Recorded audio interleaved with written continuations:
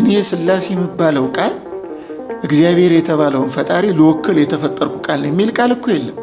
ደግና ማትብ ለምሳሌ በስመ አብ ወወልድ ወመንፈስ ቅዱስ ነው አይደል የምንለው? መጀመሪያ አብን ነው የምንጠራው። መጀመሪያ አብን የምንጠራው ለሌላ ጉዳይ አይደለም። እግዚአብሔር አፍንጫ አለው ቢል ስንሰማ ቶሎ እንደዚህ አይነት አፍንጫ ነው ምን ስለው፣ አይን አለው ሲባል እንደዚህ አይነት፣ ጆሮ አለው ሲባል እንደዚህ አይነት ጆሮ።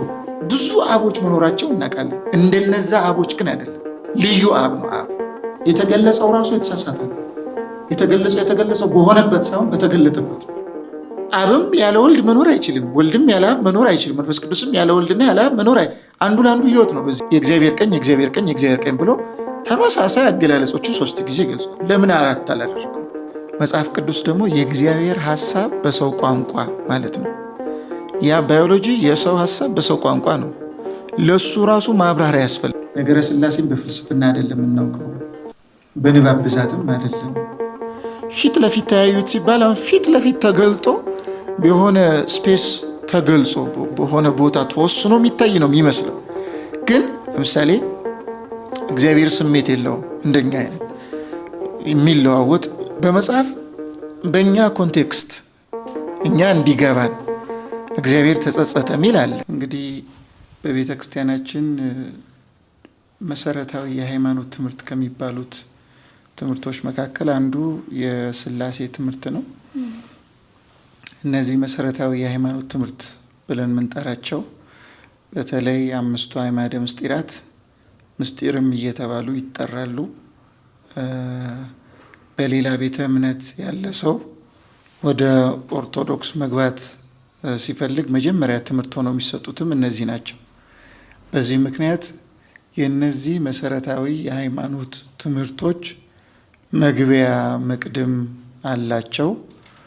መቅድማቸውን ሰው ካልያዘ ወደ ተሳሳተ ድምዳሜና አረዳድ የመግባት እድሉ በጣም ከፍተኛ ነው። መናፍቃንም መናፍቅ ያደረጋቸው በቤተ ክርስቲያን ሊቃውንት ትምህርት እንደሚነገረው ይሄ መቅድም የሌላቸው መሆናቸው ነው። መጽሐፍ ቅዱስን ሊይዙት ይችላሉ፣ ምንባቡን ሀተታውን ምናምን ሊይዙ ይችላሉ፣ ግን መግቢያ የላቸውም። የተለያዩ ሰዎች ሲያነቡት እንደየራሳቸው ፍላጎትና አረዳድ የተለያየ መልእክት ከአንዱ የእግዚአብሔር ቃል ያወጣሉ። በዚህ ምክንያት የተሳሳቱ ትምህርቶችን የማስተማር እድላቸው በጣም ከፍተኛ ስለሚሆን ምንድን ነው መቅድሙ የሚለው በጣም ወሳኝ ነው። ይሄ ኦርቶዶክሳዊውን ትውፊት ትርጓሜ መሰረት ያደረገ የአባቶቻችን አስተምህሮ መሰረት ያደረገ ነገር ነው የሚሆነው መቅድሙ ማለት ነው። እና መቅድሙ የሌላቸውን ሰዎች ቅዱስ ኢሬኔዎስ መናፍቃንን ተቃውሞ በጻፈው መጽሐፍ ላይ የመጽሐፍ ቅዱስ ቁልፍ የሌላቸው ይላቸዋል። ቁልፍ ከሌለ ወደ ተዘጋ ቤት ሰው መግባት አይችልም፣ ሰብሮ ካልሆነ በቀር ማለት ነው። በር ያስፈልጋል። ያ በር የሚከፈትበትና የሚዘጋበት ቁልፍ ደግሞ ያስፈልጋል። እና የቅዱሳን አባቶቻችን ትውፊት አረዳድ ምን ይባላል? ቁልፍ እየተባለ ይጠራል። በዛ በኩል ነው የምንገባው ማለት ነው። በሌላ አባባል ማለት ነው ነገረ ሥላሴ የሰዎች የፍልስፍና ወይም የአእምሯቸው ርቃቄ የአእምሯቸው ብቃት ደርሶበት ያመጣው ትምህርት አይደለም። ወይም ሰዎች የሆነ ትምህርት እየተማሩ በሆነ ትምህርት የሆነ እድገት ከፍታ ላይ ይወጣሉ፣ በዛ በሚማሩት ትምህርት ማለት ነው። ልክ እንደዛ የሥላሴም ትምህርት አእምሯችን በተሰጠው መረዳት መጠን ልክ ተጉዞ ያለ እግዚአብሔር በራሱ በሮ በፍልስፍና የደረሰበት የትምህርት ዘርፍ አይደለም። እንደዚህ ስላልሆነ ይህን የነገረ ሥላሴን ትምህርት ሰዎች መረዳት ሲፈልጉ መጀመሪያ በግል ብቻ ሆነው ለመረዳት ከመሞከር ራሳቸውን ነፃ ማድረግ አለባቸው። በግል ብቻ ሰዎች በራሳቸው ብቻ ሆነው የሚረዱት ቢሆን ኖሮ ሁሉም ሰዎች በየራሳቸው በግላቸው በሚያደርጉት ምርምርና የአስተውሎት መንገድ ትክክለኛውን የነገረ ሥላሴ ትምህርት ማግኘት ነበረባቸው። ሌላው ቀርቶ በግላቸው አስተሳሰብ እየሄዱ እግዚአብሔር የለም የሚሉ መኖራቸው ይታወቃል። ስለዚህ አጽር ቅጽር አለው። እዛ ውስጥ ካልገባን ትክክለኛውን የነገረ ሥላሴን ትምህርት መቅዳት አንችልም። ለዛ ደግሞ አንዱ አሁን እያልኩ እንዳለሁት በግል ብቻ ሆኖ ከመረዳት ራስን መጠበቅ ያስፈልጋል። ነገረ ሥላሴ የሚባለው ነገረ እግዚአብሔር የሚመለከት ትምህርት ስለሆነም የተፈጠረ አእምሮ የፈጠረውን ፈጣሪ በራሱ በተፈጠረው አእምሮ መመጠን እንደማይችል መጀመሪያ አንድ ሰው ማወቅ አለበት። ይሄን ካላወቀ ራሱ ችግር ውስጥ ይገባል። አሁንም ይህም እንደ መቅደም እንደ መግቢያ በር ሊያገለግለው ይችላል። ምክንያቱም ሰዎች ሰው እንደመሆናችን መጠን እግዚአብሔር በተፈጥሮ የተሰጠን አእምሮ አለን። በዛ አእምሮ እንጠይቃለን፣ እንመረምራለን፣ ብዙ ለማወቅ የምናደርገው ጥረት አለን። ግን ደግሞ ይሄ አእምሮ እየመረመረ ያለው ይህንን አእምሮ የፈጠረውን አካል እንደሆነ ካላወቀ በዚህ መጠን ውስጥ ብቻ አድርጎ የፈጠረውን ያን ሥላሴን ራሱ ፈጣሪውን በዚህ በተፈጠረው አእምሮ ውስጥ ብቻ የመመጠን የመወሰን ችግር ውስጥ የመግባት እድላቸው በጣም ከፍተኛ ነው የሚሆነው። ከዚህ የተነሳ ሥላሴ የዚህ አእምሮ ፈጣሪ ናቸው። ለምሳሌ እኔ አሁን በአእምሮዬ ስጠይቅ እንዴት አንድም ሶስትም እንዴት ሊሆን ይችላል ምናምን ብዬ ብዙ ጥያቄዎችን ልጠይቅ እችላለሁ። እነዚህን ጥያቄዎች በምጠይቅበት ጊዜ ጥያቄዎቹን እየጠየቅኩ ያለሁት በእኔ አእምሮ ውስጥ ሆኜ ብቻ እንጂ አእምሮዬ ሊረዳ ከሚችለው መሆን አለበት ብሎ ከሚያስበው ውጭ ሊሆን አይችልም። የእኔ አእምሮ መጣኝ ስለሆነ እንዴት አንድ ሶስት ይሆናል ወይም አንድም ሶስት እንዴት ብለን እንናገራለን የሚል ግራ መጋባት ውስጥ ሊገባ ይችላል። ይሄ አእምሮአዊ ብቻ ሆኖ ከመሄድ የተነሳ የሚመጣ ስህተት ነው።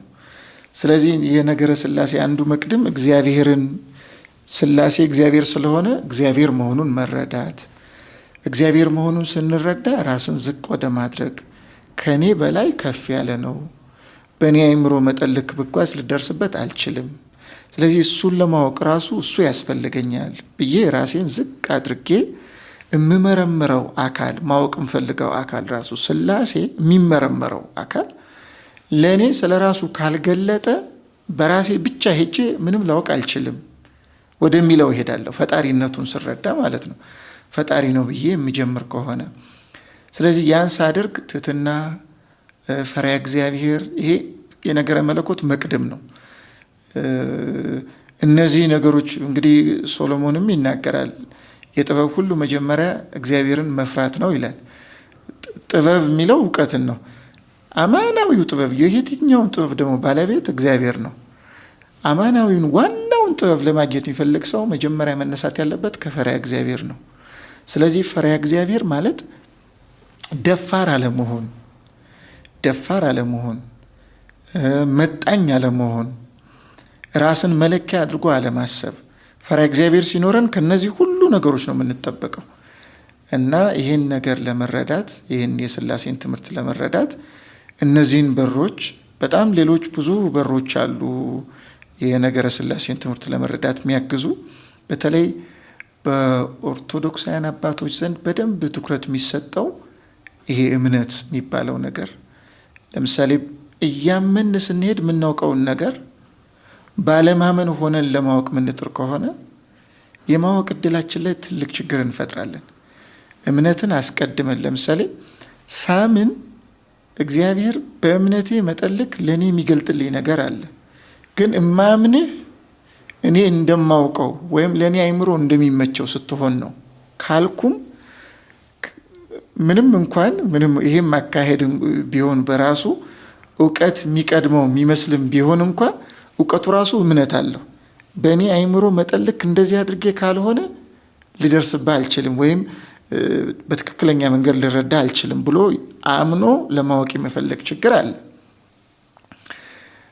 ሥላሴን በመረዳት ሂደት ውስጥ ግን ከእውቀት እምነት ቀድሞ፣ በእርግጥም በየትኛው መንገድ ቢሆን የሚቀድመው እምነት ስለሆነ እውቀትን የሚያመጣው እምነት ስለሆነ በማመን ነው መጀመር ያለብን። የምናምነው ደግሞ የሚታይ ነገር ላይ ብቻ አይደለም። ለምሳሌ አሁን እግዚአብሔርን ማየት አንችልም፣ ሥላሴን ባህሪያቸውን መመርመር አንችልም። ሳምን ይህን እንደማልችል ሁሉ ነው ማምነው እንጂ ሊመረመር ሊደረስበት ሊመጠን እንደዚህ ይችላል ብዬ ከጀመርኩም ሌላ የእምነት አጀማመር ነው የሚሆነው እና በአይምሮ አይመጠንም፣ በሪዝኒንግ ብቻ አይወሰንም። ከኔ የመረዳት አቅም በላይ ነው። ስለ የበለጠ የምረዳው እያመንኩ ሲሄድ ነው። ራሱ ደግሞ ራሱን ካልገለጠልኝ ምንም መረዳትም አልችልም። በእምነት ራሱ ልረዳ የምችለው ራሱን ሲገልጥልኝ ነው። እነዚህ በጣም ወሳኝ ነገሮች ናቸው። ከዛ ወደ ፍጥረታዊው ወደኛ ሳመጣው ደግሞ ይህን በእምነት የሚገለጥልኝን በእምነት ምረዳውን ከኔ አይምሮ በላይ የሆነውን ረቂቅ ሩቅ የሆነውን አሁን እግዚአብሔርን ስንናገር ትራንሴንደንት ነው፣ በጣም ከኛ ሩቅ ነው እንላለን። ሩቅ ነው የምንለው በእኛ አይምሮ ርቀቱን የእግዚአብሔርን ርህቀት እዚህ ጋ ነው ብለን መናገር ስለማንችል ነው። አይምሯችን እየመረመረ ሲሄድ ወደ ላይ ሲወጣ የተፈጠረን ነገር ስለሆነ መለካት የሚችለው ወይም ማሰብ የሚችለው ብንወጣ ወደ ላይ አርያም እንደርሳለን። ብንወርድ ደግሞ በርባሮስ እንደርሳለን። ከጎን እስከ ጎን ብንሄድ ደግሞ ከአድማስ እስከ ናጌብ እንሄዳለን። ሥላሴ ከነዚህ ወደ ላይ ብንሄድ ካለው ርዝመት፣ ወደ ታች ብንወርድ ካለው ጥልቀት፣ ወደ ጎን ብንሄድ ካለው ስፋት ሥላሴ በጣም ሩቅ ናቸው። እነዚህን ይሄ ስፔስ የሚባለውን ነገር በአጠቃላይ ይወስኑታል። እግዚአብሔር ትራንሴንደንት ነው ሲባል በጣም ሩቅ ነው፣ ሊደረስበት የማይችል ነው። ደግሞ እግዚአብሔር ቅርብም ነው እንላለን። ቅርብ ነው ደግሞ ስንል በእምነት ራሱን በመግለጥ እኛ እንድንረዳው ካለው ፍላጎት የተነሳ ለእኛ አመክንዮ የሚረዳ በመሆን ራሱን ዝቅ አድርጎ በአይምሯችን ብልጭታ ውስጥ በሚፈጥረው አብሮሆት በዚህ እግዚአብሔር ለእኛ ቅርብ ነው ብለን እንናገራለን እና እንደ መቅደም አድርገን ልንወስድ የሚገባው ይህንን ነው። ይህን ከወሰርን በኋላ ለምሳሌ ምንባባት ጋር ስንሄድ በመጽሐፍ ቅዱስ የተጻፉ ምንባቦች ምኖች እናገኛለን። እነዚህን ስናገኝ እግዚአብሔር ወይም ሥላሴ እግዚአብሔር ስለሆነ ስለ እግዚአብሔር የተጻፉ ምንባቦች፣ አገላለጾች፣ ቋንቋዎች፣ አረፍተ ነገሮች በአጠቃላይ እግዚአብሔር እንደሆነው የሆነውን የሚያስረዱ አይደሉም። እንደሆነው የሆነውን ሊያስረዳ የሚችል ጽሑፍ የለም፣ ቋንቋም የለም፣ አገላለጽም የለም። አገላለጾቹ ራሱ በነ ቅዱስ ጎርጎርዮስ ዘኑሲስ አድርገን ካየ ነው እግዚአብሔርን አንድ ሰው በህሊናው ውስጥ እንደዚህ ነው ብሎ ስሎ በሱ ህሊና ውስጥ ማለት የሆነ ስዕል ሰጥቶ ያንን ስዕል እግዚአብሔር ነው ብሎ የሚያስብ ከሆነ ያ በህሊና ውስጥ የሳለው ስዕል ጣዖት ነው የሚለው እና በጽሁፍም ከሆነ ስለ እግዚአብሔር የምንጽፈው ጽሁፍ በአጠቃላይ ጉድለት አለበት። ስለዚህ ጽሁፎች ይወስኑታል ወይም እግዚአብሔር ከሆነበት አንጻር አድርገን የምናስብ ከሆነ የትኛውም ጽሁፍ ስለ እግዚአብሔር የተጻፈ ጽሁፍ የትኛውም ስህተት ነው የምንለው ከሆነበት አንጻር። ግን እንድንረዳው ካደረገው መገለጥ ከሆነ ያ ዝቅታ ነው የሚሆነው። ዝቅ ብሎ እኛ እንዲገባን እኛ እንድንረዳ አድርጎ የገለጠበት መንገድ ከሆነ ግን ያ ስለኛ ተብሎ ራሱን ዝቅ አድርጎ የገለጠበትን ሁኔታ የሚያስረዳ እንጂ በባህሪው የሆነውን በምልአት የሚገልጥ ወይም የሚወክል አይደለም። ከዚህ የተነሳ ቋንቋ አይገልጠውም፣ በር ነው ማለት ነው። አይምሮ አይወስነውም፣ በር ነው ማለት ነው። በፈሪሃ እግዚአብሔር ሁነው ካልመረመሩት አይደርሱበትም። በተለይ ደግሞ እምነት የሚባለው ነገር ሲመጣ ከእምነት ጋር ተያይዞ እምነት ብቻውን አይደለም እንድናውቀው የሚያደርገን። ከእምነት ጋር ተያይዞ ይሄ ሱታፊያዊ ሕይወት ይባላል። የንጽህና ይሄ ምንድን ነው የሚሉት አባ ሕርያቆስ ነቢያት ልቡናቸውን በማንጻት እግዚአብሔርን ፊት ለፊት ተያዩት ነው የሚለው። ፊት ለፊት ተያዩት ሲባል አሁን ፊት ለፊት ተገልጦ በሆነ ስፔስ ተገልጾ በሆነ ቦታ ተወስኖ የሚታይ ነው የሚመስለው። ግን ልብን በማንጻት እግዚአብሔርን ፊት ለፊታችን እንዳለ በቦታ ተወስኖ እንደሚታይ እሱም መገለጥ ነው። በሆነበት አይደለም የሚያዩት፣ ግን እንዳለ አድርገው እስከ ማየት ድረስ ይደርሳሉ።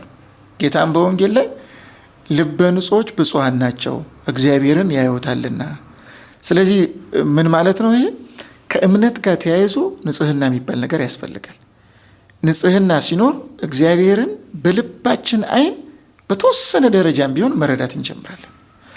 እና እነዚህ መቅደሞች ያልያዘ ሰው ግን ምን ያደርጋል? ዝም ብሎ በህሊናው ይሮጥና ያስብና ይመራመርና በቃ እንደዚህ ከሆነ እንዲህ መሆን አለበት ምናምን እያለ ስህተት ውስጥ ይገባል።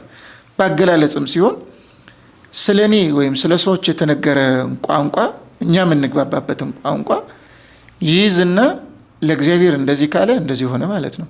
ለምሳሌ እግዚአብሔር ስሜት የለውም፣ እንደኛ አይነት የሚለዋወጥ ነገር የለውም። እግዚአብሔር በስሜትም በምንም እንደዚህ ይለዋወጣል ምናምን ተብሎ አይነገርለትም። ግን በመጽሐፍ በእኛ ኮንቴክስት እኛ እንዲገባን እግዚአብሔር ተጸጸተ ሚል አለ። ስናየው መጸጸት ለውጥ ለሚስማማው አካል የሚገለጽ አገላለጽ ነው። አንድ የእውቀትም ሊሆን ይችላል፣ የስሜትም ሊሆን ይችላል።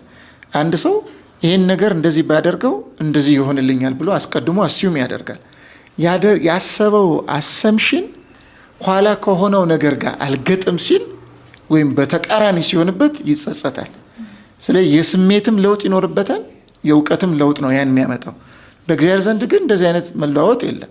ተጸጸተ ሚል እግዚአብሔር ሄደ፣ መጣ፣ እንደዚህ ሆነ፣ አየ፣ ፈለገ፣ መረመረ፣ እንደዚህ አይነት አገላለጾች ለእግዚአብሔር ተገልጾ ብናገኝ እነዚህ አገላለጾች የሰው ሰውኛ አገላለጾች ነው የሚባሉት። በተለይ ቅዱስ ዮሐንስ አፈወርቅም ቅዱስ ኤፍሬም ሶርያዊም እነዚህ ጉዳዮች ላይ በጣም ያተኩራሉ።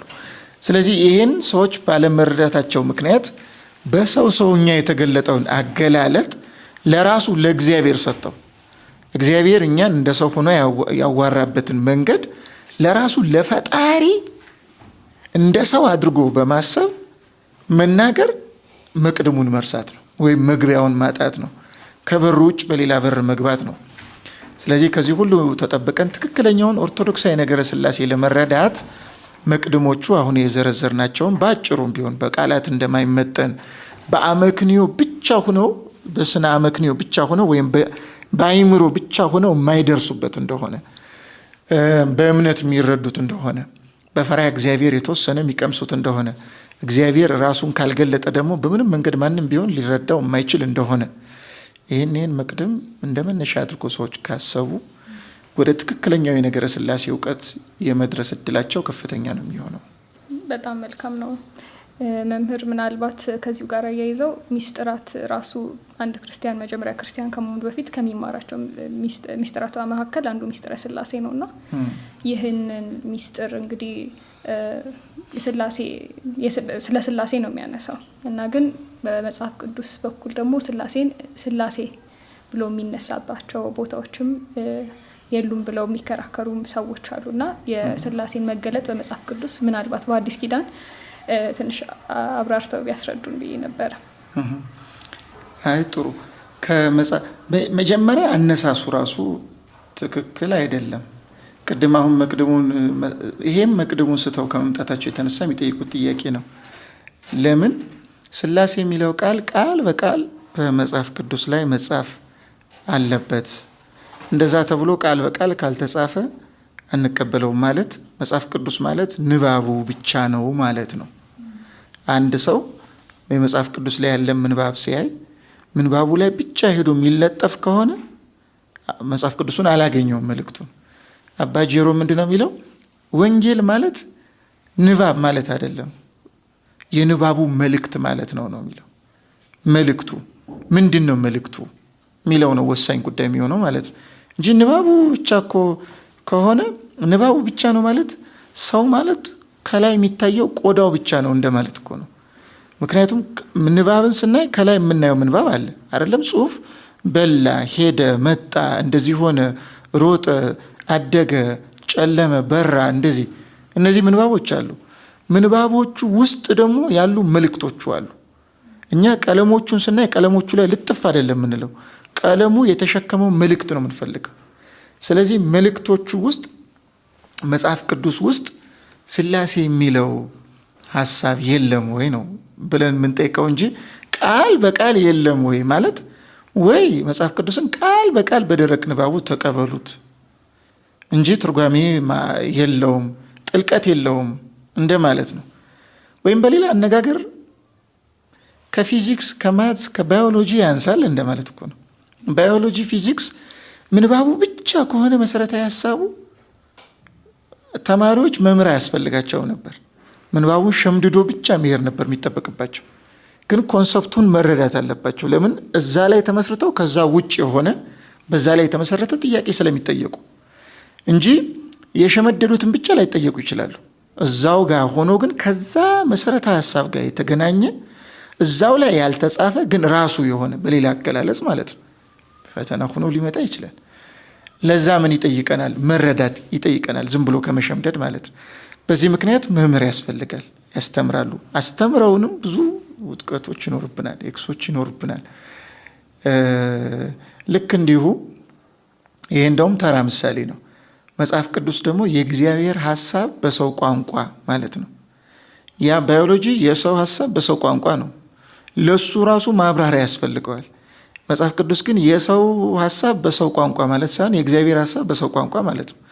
የእግዚአብሔር ሀሳብ ደግሞ ጥልቅ ነው። ቅዱስ ኤፍሬም ሶርያዊ የእግዚአብሔር ሀሳብ ተቀርቶ እንደማያልቅ የውሃ ጉድጓድ ነው ይላል። በእኛ እኮ አንድ ቃል ተይዞ አንድም የሚባለው እኮ አንዱ ቃል ብዙ ምስጢርና ትርጓሜ ያለው ነው። ብዙ ምስጢር አታቆመውም። ብዙ ጥልቀት አለው። ምክንያቱም ሀሳቡ የእግዚአብሔር ስለሆነ። በዚህ ምክንያት ደረቅ ንባቡ ላይ ማግኘት አለብን የሚለው መጀመሪያ መጽሐፍ ቅዱስ ደረቅ ንባብ ነው ብሎ ማሰብ ነው። በሌላ በኩል ደግሞ መጽሐፍ ቅዱስ ብቻ ማለትም ነው። ምክንያቱም እኛ ኦርቶዶክሳውያን መጽሐፍ ቅዱስ ብቻ ብለን አይደለም ምናምነው አይደለም። መጽሐፍ ቅዱስ ብቻ ባዮችማ ሌሎች ናቸው። እኛ መጽሐፍ ቅዱስና የመጽሐፍ ቅዱስ አረዳድ ምንረዳበት መንገድ ኢትዮጵያዊ ዣንደረባ መጽሐፍ ቅዱስ ሲያነብ ነበረ ይዞ። ብቻውን ከሆነ አግኝቶታል፣ ግን መልእክቱን አልተረዳም። ስለምንድን ነው የሚያወራው እያለ ነበር ንባቡ ላይ ተደግፎ ማለት። መንፈስ ቅዱስ ለሱ ራሱ ሊያበራለት ይችል ነበረ፣ ግን ስርዓት ሲሰራ ምንድን ነው ያደረገው? ፊልጶስን ወደ እሱ ላከው። መጣ ኢትዮጵያዊ ዣንደረባ በፊልጶስ አማካኝነት የምታነባው መጽሐፍ ወይም የምታነባው ጽሑፍ ስለምን እንደሆነ ታውቃለህን? የሚያስተምረኝ ሳይኖር እንዴት አውቃለሁ አለ። ከዛ በኋላ ተረጎመለት። ከዛን እሱ በንባቡ ላይ ያላገኘውን ግን ንባቡ የሚያመለክተውን መልእክት ነገረው። ሲነግረው እነሆ በውሃ እንዳልጠመቅ የሚከለክለኝ ማን ነው አለ። ብታም ተፈቅዶልሃል አለው። አጠመቀው። ወደ እውቀት፣ ወደ ትክክለኛው እውቀትና እምነት ኢትዮጵያ ዣንደረባ ያደገው ንባብ ላይ ተደግፎ አይደለም። ንባቡ ላይ የሌለ ግን መልእክቱ ላይ ማብራሪያው ሀተታው ላይ ያለ ነገር ስለነበረ ነው መንፈስ ቅዱስ ፊልጶስን የላከው ወደ ዣንደረባው ማለት ነው። ልክ እንደዚህ ሥላሴ የሚለው መጀመሪያ ቃል በቃል ንባብ ላይ መኖር አለበት ማለት መጽሐፍ ቅዱስ ንባቡ ብቻ ነው እንደማለት ነው። መልእክቱ ሳይሆን ንባቡ ነው። በሌላ በኩል ደግሞ መጽሐፍ ቅዱስ ብቻ ብላችሁ ተቀበሉ ማለት ነው። ስለዚህ ይሄ ደግሞ ትክክል አይደለም።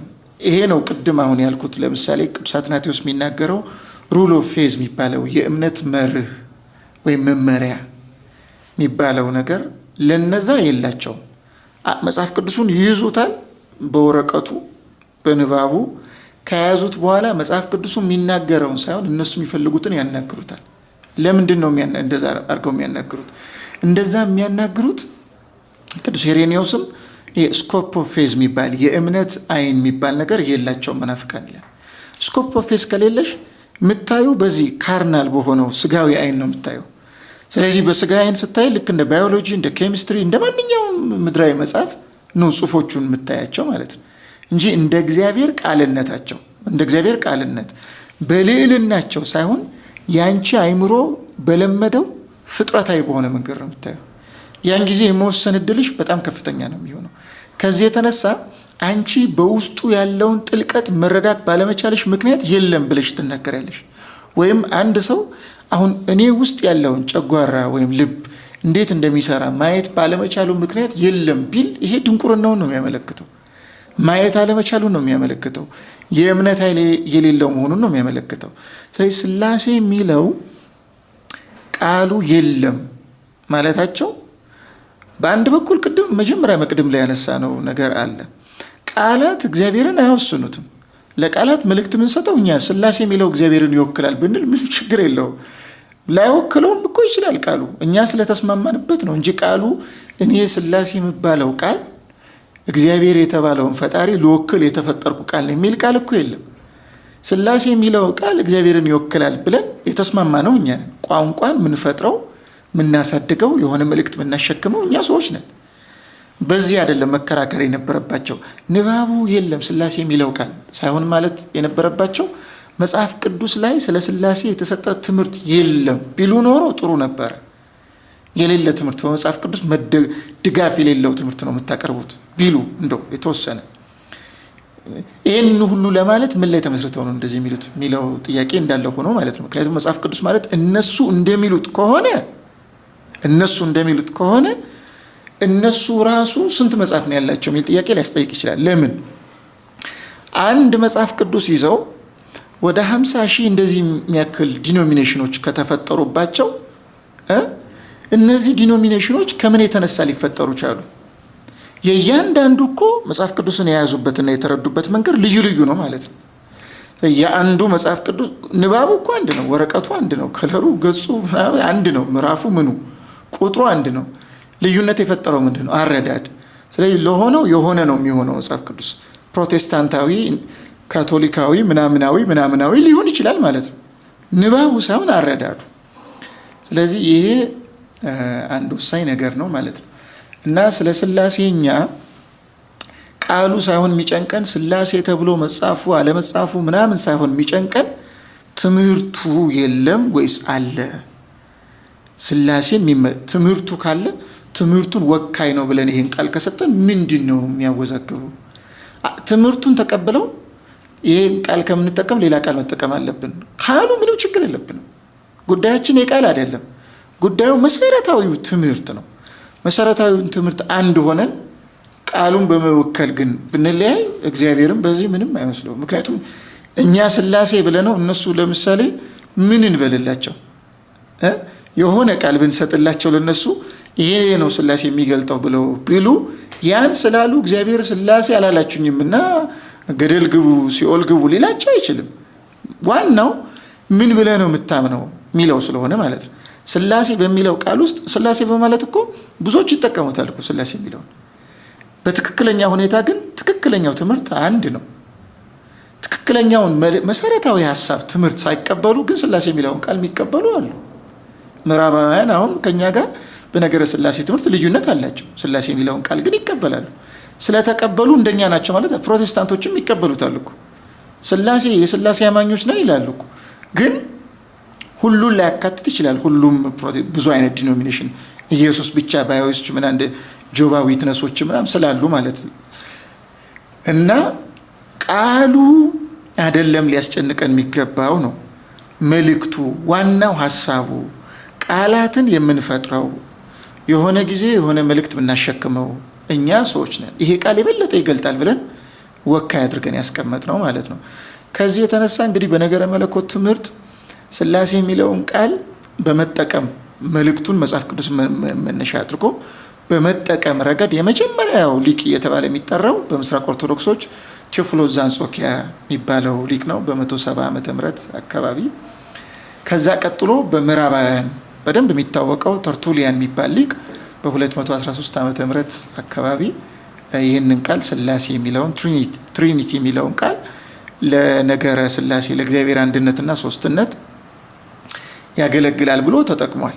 ግን እነዚህ ሁሉ ወይን ሲጠቀሙ መነሻቸው መጽሐፍ ቅዱስ ነው።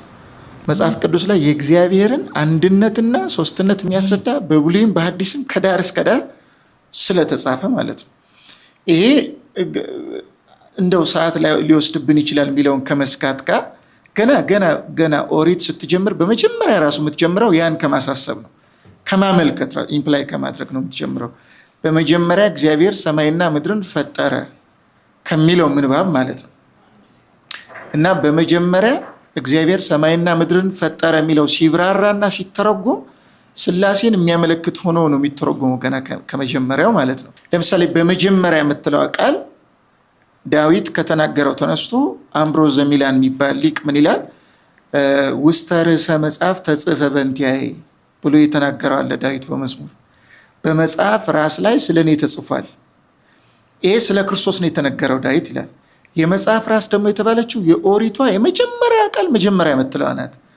እና በቀዳሚ የሚለው ራሱ ቀዳማዊ የሆነውን ወልድን የምታመለክት ናት። ለምን? ወልድ ራሱ ስለ ራሱ ሲናገር አልፋና ኦሜጋ እኔ ነኝ ብሏል። መጀመሪያ የሌለው መጀመሪያ፣ መጨረሻ የሌለው መጨረሻ ኢየሱስ ክርስቶስ ስለሆነ ማለት ነው። ስለዚህ በቀዳሚ ገብረ እግዚአብሔር ሰማየ ወምድረ ሲል በቀዳማዊ ቃሉ በቀዳማዊ ልጁ በአንድያ ልጁ በወልድ አብ ዓለማት እንደፈጠረ የሚያስረዳ ነው። ይሄ ማለት ወልድን እንደ መሳሪያ ተጠቅሞ ማለትም ደግሞ አይደለም። መፍጠር የአብ የወልድ የመንፈስ ቅዱስ የአንድነት ግብር ነው፣ ውጫዊ ግብር ስለሆነ ማለት ነው። በመፍጠር በማዳን በመመገብ በማንጻት በመቀደስ በመጠበቅ ይህንና ይህን በመሰለው እግዚአብሔር አንድ ነው። ስለዚህ አብ ፍጥረትን ሲፈጥር ፍጥረት የተፈጠረበት መንገድ ይታወቃል። በሐልዮ የተፈጠረ አለ፣ በነቢብ የተፈጠረ አለ፣ በገቢር የተፈጠረ አለ። በነቢብ እኮ ማለት እግዚአብሔር ለይኩን ብርሃን ሲል እኮ የሚናገረው በወልድ ቃልነት ነው። የእግዚአብሔር መናገሪያ ቃላቸው ወልድ ስለሆነ ማለት ነው። በወልድ ቃልነት ይናገራሉ፣ በአብ ልብነት ያስባሉ፣ በመንፈስ ቅዱስ እስትንፋስነት ያው ሆነው ይኖራሉ። ስለዚህ በቀዳማዊ ቃሉ በቀዳማዊ ልጁ በወልድ እግዚአብሔር አብ ዓለምን ፈጠረ። ስለዚህ እግዚአብሔር የሚለው አብን ያመለክታል ይላሉ። ቀዳማዊ የምትለው ቃል ደግሞ ወልድን ታመለክታለች ይላሉ። ስለዚህ በቀዳማዊ ቃሉ ወይም በቀዳማዊ ልጁ በወልድ እግዚአብሔር ዓለማትን ፈጠረ። በዚህ ውስጥ ማንን አየን? አብንና ወልድን አየን ማለት ነው። አብ ወልድ የሚባለው ነገር መኖሩ ከተረጋገጠ የሥላሴን ነገር ለመረዳት በጣም ግልጽ ነው የሚሆነው። ቀጠል አድርገን ስናየው የእግዚአብሔርን መንፈስ በውኆች ላይ ሰፎ ነበረ የሚል ምንባብ ስላለ ማለት ነው። እዛው ኦሪት ላይ ምን ማለት ነው? ፍጥረትን በመፍጠር ሂደት ውስጥ የመንፈስ ቅዱስ ሱታፌ ነበረ። አሁን በቀዳማዊ ልጁ አብ ፍጥረታትን ፈጠረ ሲል አብም ወልድም ፈጣሪ መሆናቸውን ነገረ። ወረድ ይልና ደግሞ በውኆች ላይ የእግዚአብሔር መንፈስ ሰፎ ነበረ። ይሄን ምንድን ነው የሚለው ቅዱስ ኤፍሬም ሶርያ? ልክ ዶሮ ጫጩቶቿን እንቁላሉን በክንፎቿ ትጋርድና እቅፍ አድርጋ ይዛ ኋላ አሙቃ ጫጩት አድርጋ ትፈለፈላቸዋለች። ልክ እንደዚህ መንፈስ ቅዱስም ውሃን ሊያሞቅ እኛ የምንወለድበት ለማድረግ ልጆች እኛ የእግዚአብሔር ልጆች ሆነን የምንወለድበት አድርጎ ሊያሞቀው በውሃ ላይ ሰፎ ነበረ። ይሄ በአንድ በኩል በእኛ ድህነት በነገረ ድህነት ትምህርት ውስጥ ማዳን የአብ የወልድ የመንፈስ ቅዱስ የአንድነት ስለሆነ ስለ መንፈስ ቅዱስም በእኛ መዳን ውስጥ ያለ መሆኑን የሚያስረዳ ነው።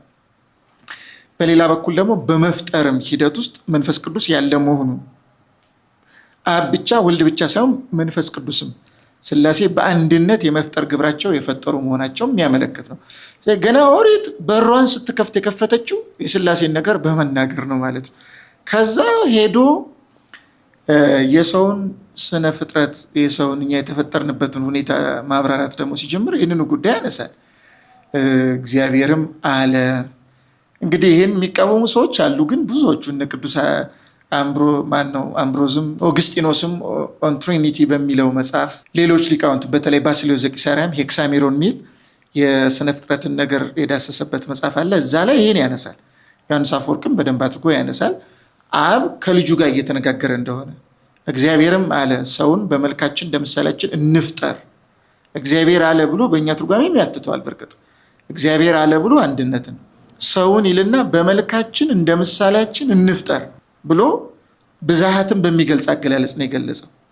ስለዚህ እነዚህ አገላለጾች የሚያመለክቱት እግዚአብሔር አንድነት ብቻ ያለው ሳይሆን ብዙህነትም ያለው። ብዙህነቱ እኛ ሶስትነት ነው። አራትነት አይደለም፣ ሁለትነት አይደለም፣ አምስትነት አይደለም፣ ሶስትነት ነው። አንድነት ከሶስትነት ጋር ብለን ነው የምንገልጸው። ይህን ደግሞ ቁልጭ አድርጎ አንድነት ከሶስትነት ጋር ሶስትነት ጋር እረፍ ማድረግ እንዳለብን፣ ሁለትነት ወይም አራትነት ወይም አምስትነት እንዳልሆነ ሶስትነት እንደሆነ በእግዚአብሔር ዘንድ ያለው በመጽሐፍ ቅዱስ በሌላ ምንባብም ይህን የመሰለው ለምሳሌ ከዳዊት ብንገልጽ በእግዚአብሔር ቃል ሰማያዊ ጸኑ ይላል፣ በአፉ እስትንፋስም ሰራዊቶቻቸው ይላል። እግዚአብሔር ብሎ አሁን ይህም ብዙዎቹ ቅዱሳን ሊቃውንት ተርጉመዋል። መዝሙር 36 ላይ የሚገኝ ምንባብ ነው። በእግዚአብሔር ቃል ብሎ እግዚአብሔር አለና ቃሉ እና እስትንፋሱ አለ። በቃሉ ሰማያት ይጸናሉ፣ በእስትንፋሱ ሰራዊቶች። ቃሉ ያለው የአብ ቃል ወልድ ነው። አብን እግዚአብሔር ብሎ ይጠራዋል። በእግዚአብሔር ቃል በእግዚአብሔር እስትንፋስ አለ። የእግዚአብሔር አብ እስትንፋሱ መንፈስ ቅዱስ ነው። የእግዚአብሔር አብ ቃሉ ወልድ ነው። አብን እግዚአብሔር ያለው ለምንድን ነው? አብን እግዚአብሔር ያለው መገኛ ስለሆነ አብ ወልድን ይወልዳል፣ መንፈስ ቅዱስን ያሰርጻል። በዚህ ምክንያት አብን መገኛ እያለ ለመጥራት እግዚአብሔር ብሎ ይገልጸዋል ማለት ነው። ስለዚህ እግዚአብሔር ይልና ቃሉ እስትንፋሱ በማለት ሶስትነት ጋር ያሳርፈዋል። 118 ላይ መዝሙር 118 ላይ ደግሞ 3 ጊዜ የሚገልጸው አገላለጽ አለ። የእግዚአብሔር ቀኝ ኃይልን አደረገች ይልና መካከል ላይ የእግዚአብሔር ቀኝ ከፍ ከፍ አደረገችኝ ይላል። ቀጠል ይልና የእግዚአብሔር ቀኝ ኃይልን አደረገች ይላል። 3 ጊዜ ብሎ ያበቃል። የእግዚአብሔር ቀኝ፣ የእግዚአብሔር ቀኝ፣ የእግዚአብሔር ቀኝ። ከዛ በአገላለጽ ደረጃ የተለየች ነገር መካከል ላይ ጨምሯል። የእግዚአብሔር ቀኝ ኃይልን አደረገች፣ የእግዚአብሔር ቀኝ ከፍ ከፍ አደረገችኝ፣ የእግዚአብሔር ቀኝ ኃይልን አደረገች ብሎ ይጠቀልላል። 2 ጊዜ ተመሳሳይ ኤክስፕሬሽኖችን አደረገ። ይሄ ድግግሞሽ አይደለም። የሚያመለክተው አንድ ምስጢር አለ። ምን ለማለት ነው? ከአብ ከወልድ ከመንፈስ ቅዱስ ከሶስቱ አካላት መካከል በተለየ አካሉ ሰው የሆነው ወልድ ነው፣ አብ አይደለም። ስለዚህ ወልድ ጋር ሲመጣ ምን አለ? የእግዚአብሔር ቀኝ አለና ከፍ ከፍ አደረገችኝ አለ። እኔ ከፍ ያልኩት ወይም ሰዎች ከፍ ያሉት በወልድ ስጋዊ ነው። ቃል ከስጋ ጋር ተዋህዶ በተለየ አካሉ ሰው ሆኖ በመገለጡ ምክንያት እሱ ዝቅ ብሎ እኛን ከፍ አደረገ። ባለጸጋው በእርሱ ድህነት እኛ ባለጸጎች እንሆን ዘንድ እሱ ድሃ ሆነ ተብሎ ስለተነገረ ማለት ነው። ስለዚህ አብና መንፈስ ቅዱስ ግን ሰው አለመሆናቸውን ለማስረዳት የእግዚአብሔር ቀኝ ኃይልን አደረገች አለና መልሶ የእግዚአብሔር ቀኝ ከፍ ከፍ አደረገችን ካለ በኋላ ደገመው ራሱን። የሁለቱን ተመሳሳይ ያደረገው አብም መንፈስ ቅዱስም ሰው አልሆኑም፣ ወልድ ግን በተለየ አካሉ ሰው ሆኗል የሚለው።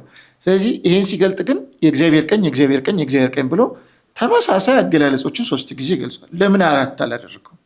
ለምን 2 አላደረገውም? በእግዚአብሔር ዘንድ ሶስትነት ስላለ ነው።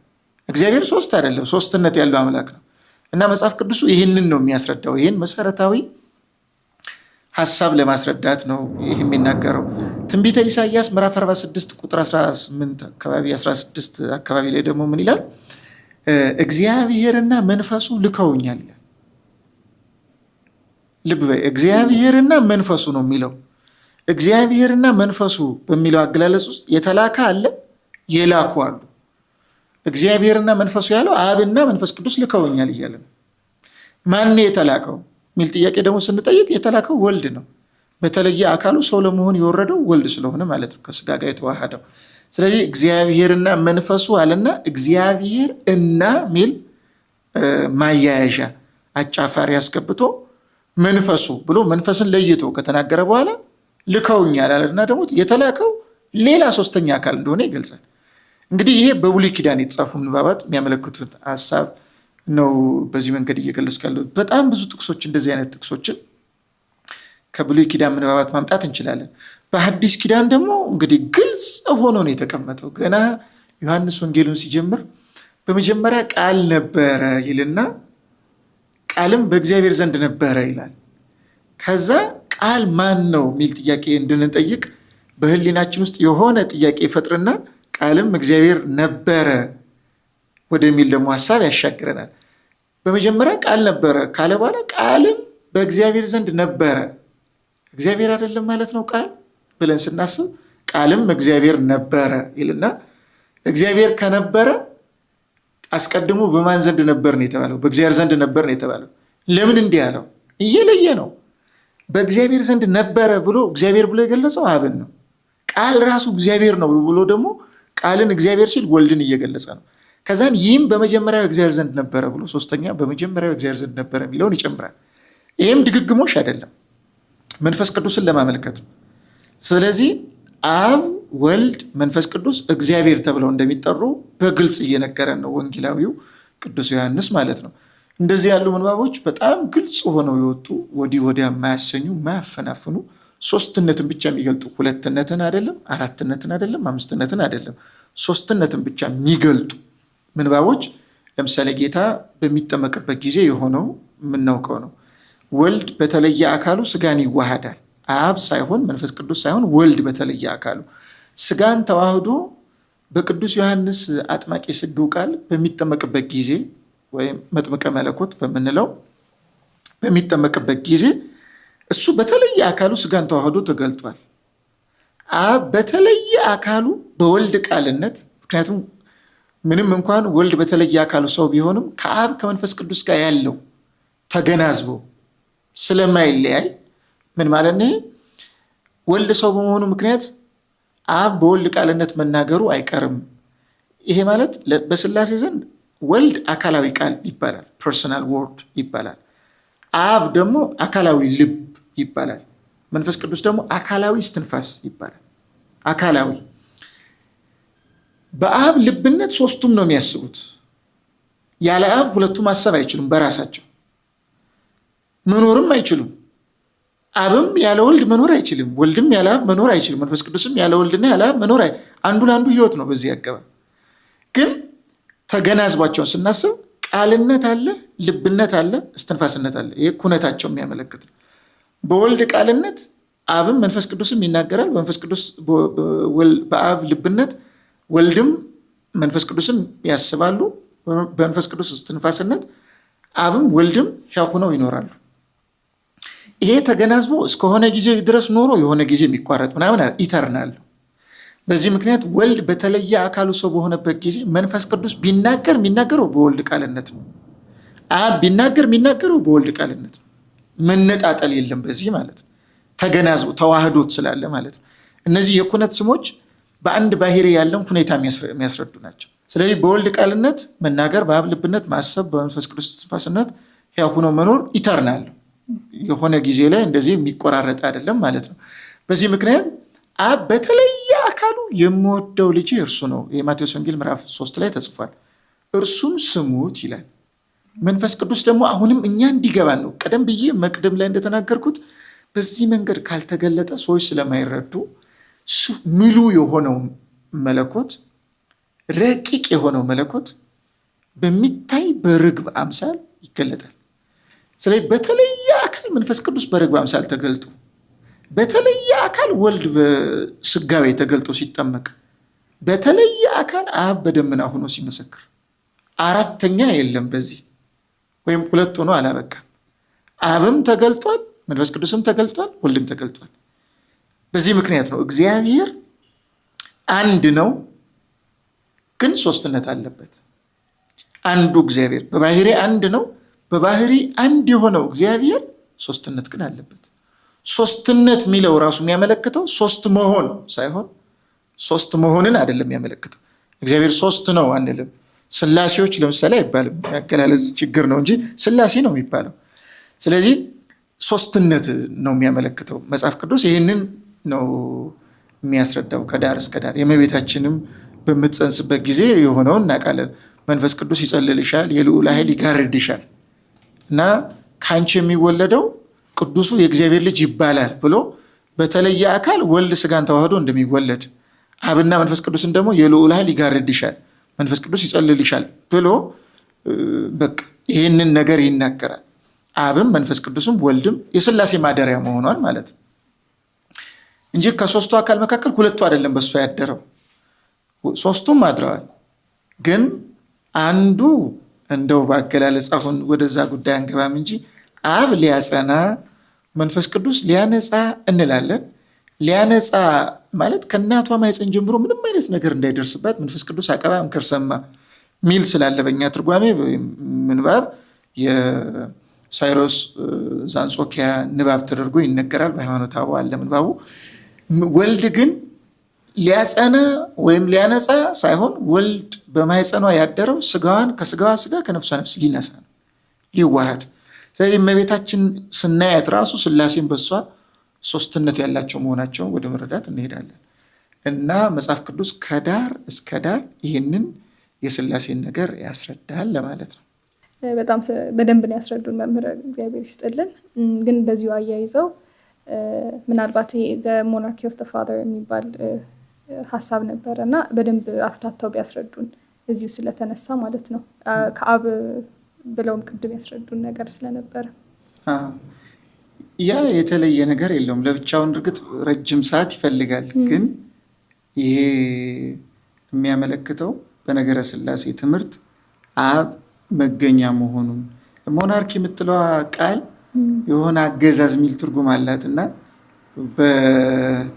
በሲቪክ ትምህርት የተማሩትን ትምህርት ይዘው ሞናርኪ ኦፍ ፋዘር ሲባል የአብ አገዛዝነት እና በስላሴ ውስጥ አብ በተለየ ሁኔታ የበለጠ ሮል ያለው ወይም የበላይ እንደሆነ አይነት ነገር አድርገው የሚያስቡ ሰዎች ይኖራሉ እና ይሄ የተሳሳተ ነው። ሞናርኪ ኦፍ ፋዘር ሲባል የሚያመለክተው አብ መገኛ መሆኑ ስናማትብ ለምሳሌ በስመ አብ ወወልድ ወመንፈስ ቅዱስ ነው አይደል የምንለው። መጀመሪያ አብን ነው የምንጠራው። መጀመሪያ አብን የምንጠራው ለሌላ ጉዳይ አይደለም፣ አብ መገኛ መሆኑን ለመናገር ነው። አብን ከጠራን ወልድም መንፈስ ቅዱስን እንጠራለን። ምክንያቱም አብ የሚታወቀው በአካሉ በተለየ ሁኔታ የሚታወቀው ወላዴ አስራጺ በመሆኑ የአብ የአካል ግብሩ ወላዴ አስራጺ መሆን ስለሆነ አብ ባልንበት ጊዜ ሲጀመር አብን ያለ ወልድ እንዴት ልናስብ እንችላለን? አብ ካልን ወልድ አለ ማለት ነው። ወልድነት አለ ከአብ ጋር ተያይዞ ወዲያው የሚመጣ ነገር ነው። በዚህ ምክንያት ነው በስመ አብ ካልን በኋላ በስመ መንፈስ ቅዱስ አንልም። ወወልድ የምንለው አብ ወዲያው አብ የሚለው ቃል ወልድ የሚለው መኖሩን ስለሚያጠይቅ ነው።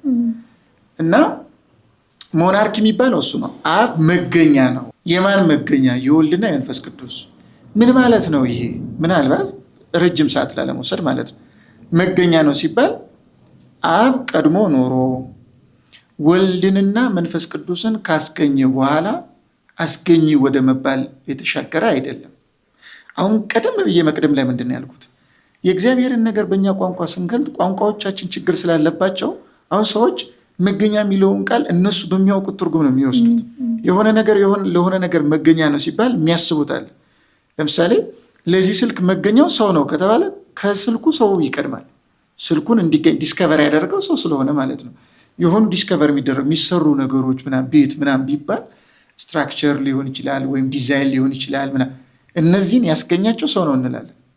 ወይም ደግሞ ፍጥረትና ፈጣሪን አድርገን ብናስብ እግዚአብሔር ፈጣሪ ነው ፍጥረትን አስገኝቷል እንላለን። መቀዳደም አለ ማለት ነው።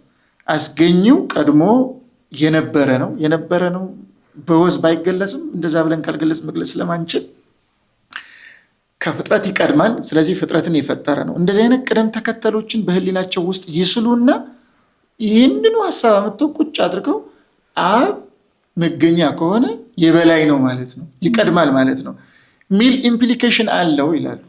እንዴ ቃላቶች ውስጥ ያሉ መልእክቶቹን እንጂ መፈለግ ያለብን ቃላቶች ውስጥ ያሉ ስህተቶችን ወይም ድክመቶችን ለእግዚአብሔር አንናገርም። የትኛው ለምሳሌ አብ የሚለውን ቃል ለእግዚአብሔር ስንገልጽ በእኛ ህሊና ውስጥ አብ የሚለው ቃል የሚሰጠን ትርጉም አለ። እሱ አብ ማለት አይደለም። እግዚአብሔር የእግዚአብሔር አብነት አንድ ልዩ አብነት ነው። የእግዚአብሔር አባትነት ማለት የእግዚአብሔር አባትነት ልዩ አባትነት አንድ ነው። ከዚህ የተነሳ ቀለሜንጦስ እስክንድርያ ምንድን ነው የሚለው? አብ አንድ ነው ይላል፣ ወልድም አንድ ነው ይላል፣ መንፈስ ቅዱስም አንድ ነው ይላል፣ ቤተክርስቲያንም አንዲት ናት ይላል፣ እመቤታችንም አንዲት ናት ይላል። ለምን እንደ እመቤታችን ያለ ትክ የለም ከእሷ ጋር የሚቆጠር። ለምሳሌ ከማርያም በኋላ ትንሽ ከእሷ ጋር ብሎ ሁለተኛ ወይም ሶስተኛ ምርጫ አልነበረም። ለምሳሌ እግዚአብሔር እኛን ለማዳን ሰው መሆን ነበረበት።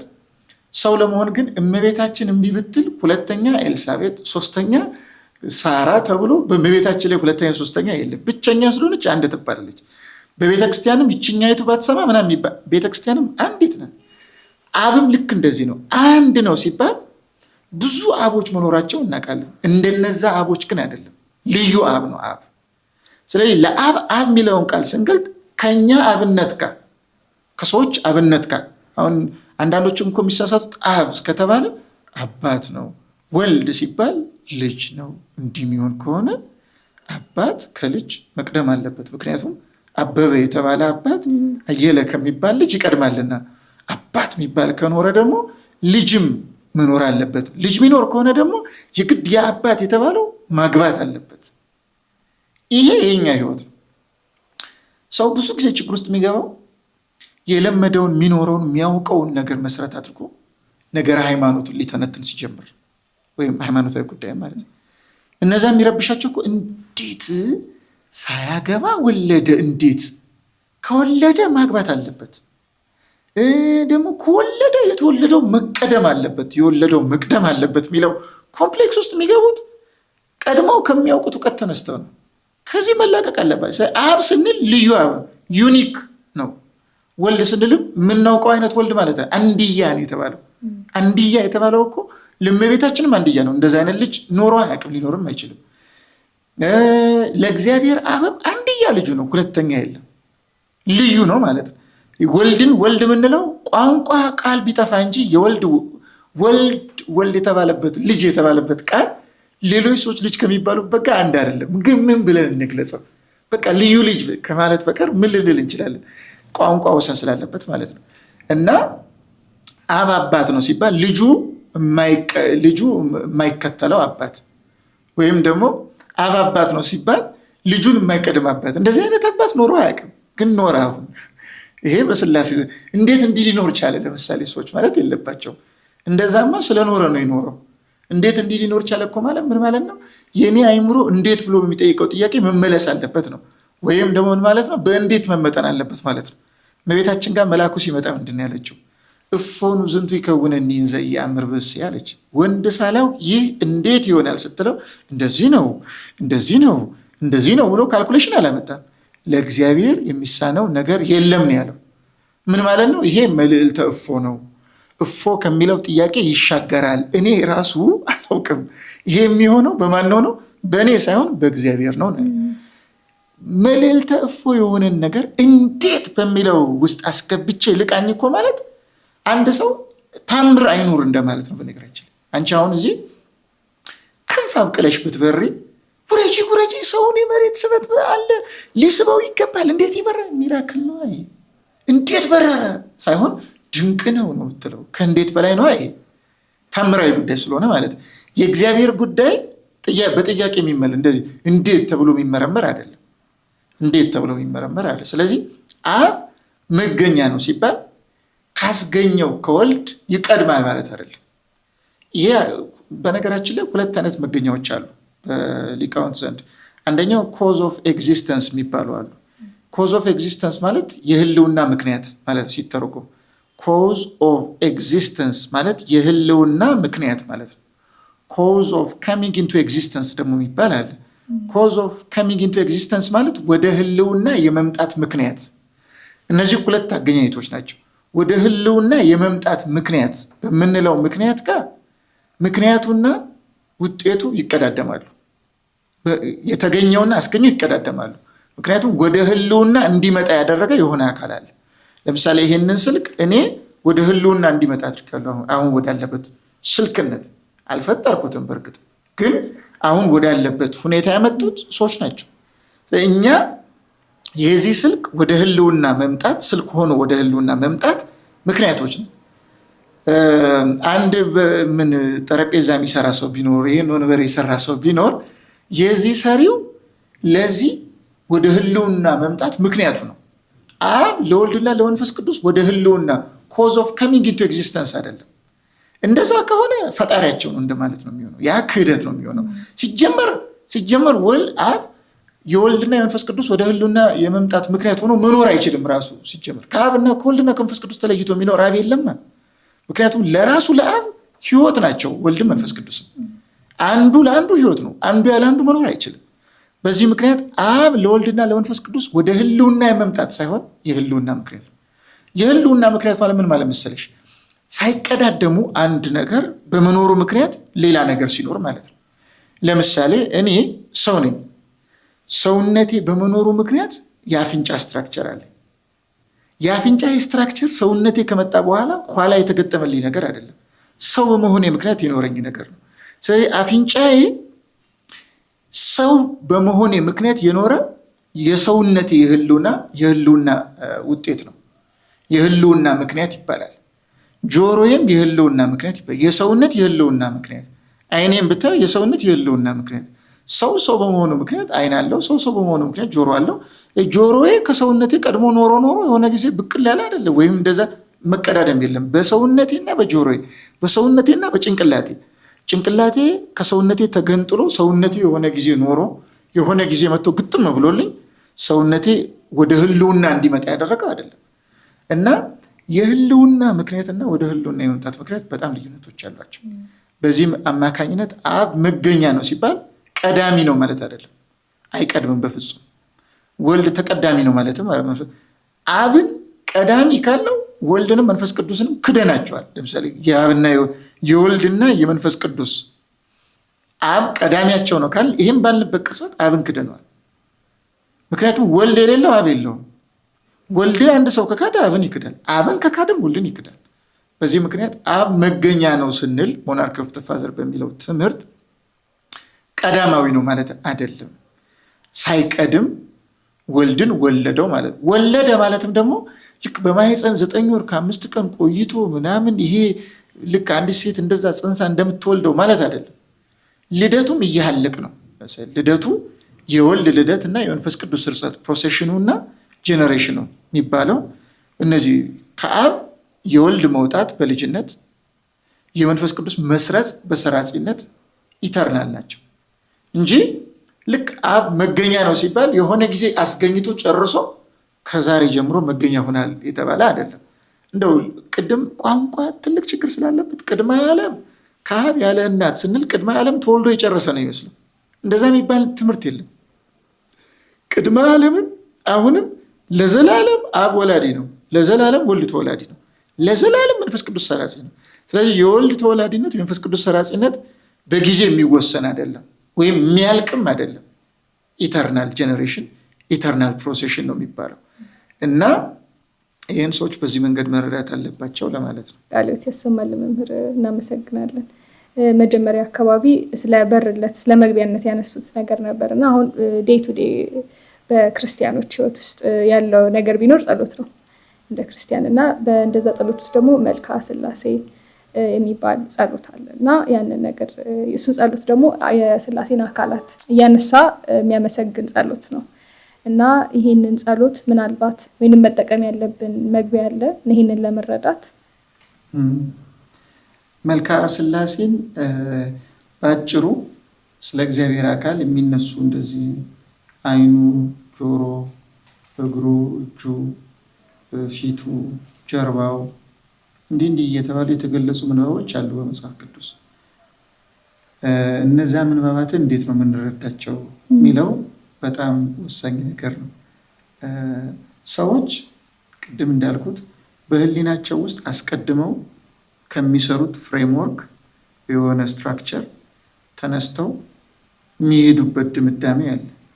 አሁን እግዚአብሔር አይን አለው፣ ጆሮ አለው፣ እጅ አለው፣ እግር አለው እንደዚህ የሚሉ ምንባባትን ሲያዩ በመጽሐፍ ቅዱስ ወዲያውኑ እግዚአብሔር ቅርጽ ያለው እንደሆነ አድርጎ ከማሰብ ውጭ መሆን አይችሉም። ለምን? በቃ በዛ አይምሯቸው ለዛ ኢንክላይን ያደርጋል።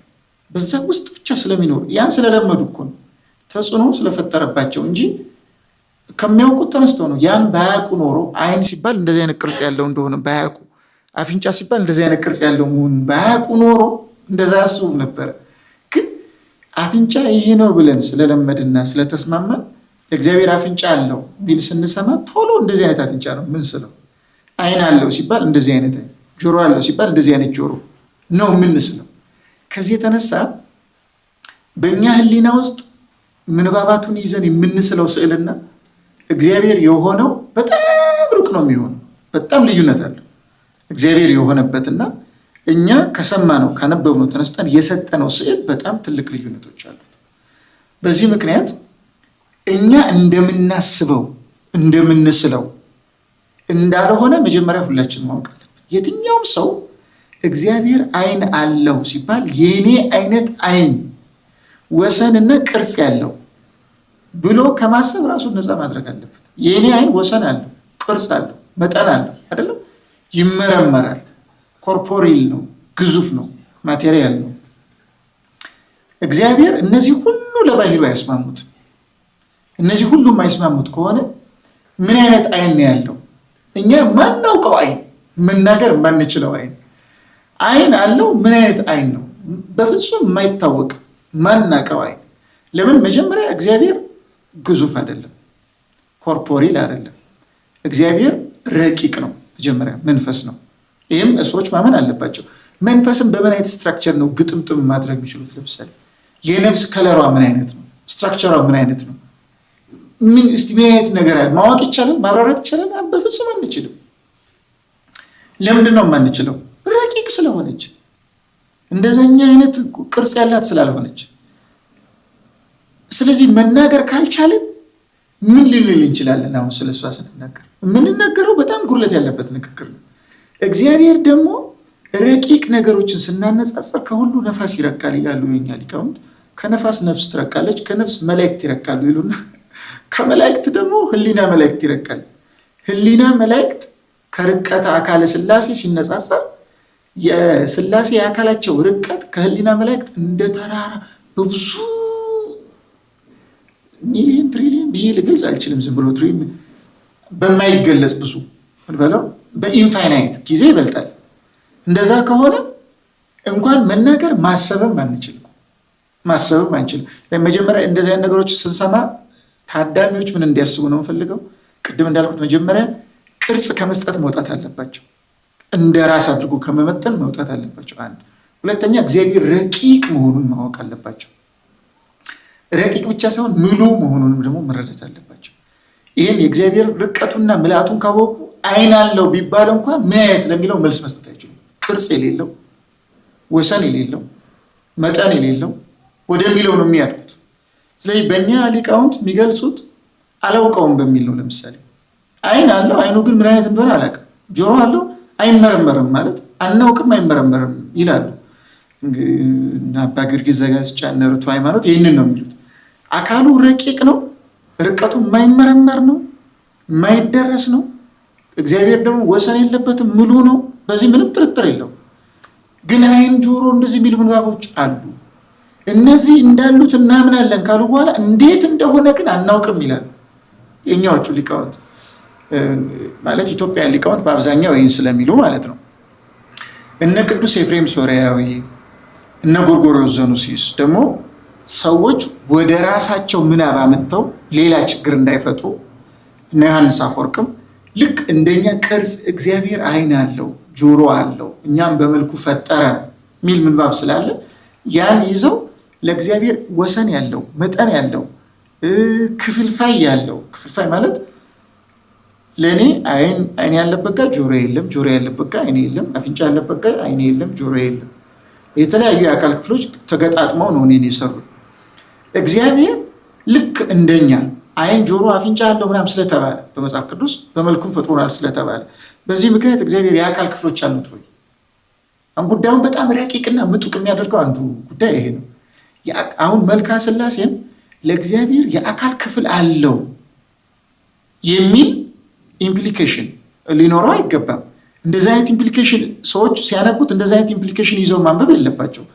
ያን ይዘው እኮ ፀጉር አለው፣ ፀጉሩ፣ አይኑ፣ ለኩላሊት፣ ለቅንድብ፣ ለራስ እንደዚህ ተብሎ ሰላምታ ሲቀርብ ልክ እንደ መልክዓ ማርያም ወይም እንደ ምሳሌ ለቅዱሳን እንደሚደረስላቸው መልክ እንደ መልክዓ አርሴማ እንደዚህ እነሱ አይናቸው መጠን አለው፣ ቅርጽ አለው፣ ወሰን አለው፣ የሚመረመር ነው፣ የሚዳሰስ ነው።